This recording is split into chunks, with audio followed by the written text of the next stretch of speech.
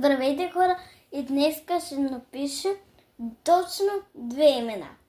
Да, в един коментар на името Мелек получих 2 имена, затова ги пиша в едно видео. Първото е Нора.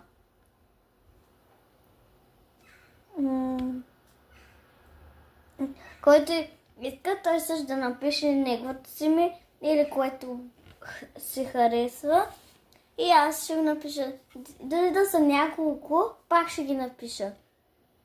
И да видим сега на Нора колко е струва.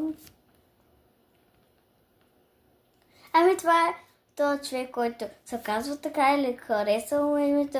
Сега ще покажа и на следващия. А пък следващия е Ванеса. За жалост трябва да ги пиша на английски. Много ми е трудно да пиша на английски. Ванеса. Опа.